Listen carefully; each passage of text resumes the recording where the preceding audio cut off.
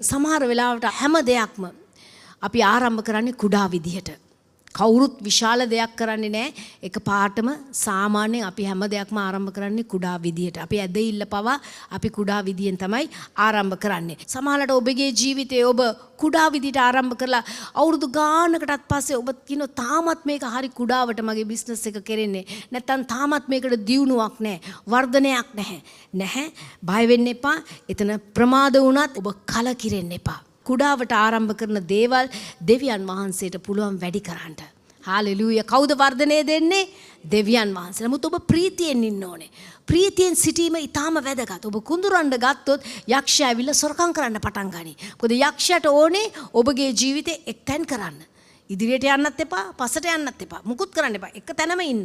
ඉතින් දෙවියන් වහන්සේගේ කැමැත්ත අපි ඉදිරියට යෑම. මොකද්ද දෙවියන් වහන්සේගේ කැමැත්ත? ඉදිරියට යන්න. වර්ධනය වීම, වැඩි වීම, සඵල වීම, දියුණු වීම මේවා ඔක්කොම දෙවියන් වහන්සේගේ ආශිර්වාද. යම් දෙයක් ප්‍රමාද වුණ නිසා ඔබ කරන දෙයට කලකිරෙන්න එපා.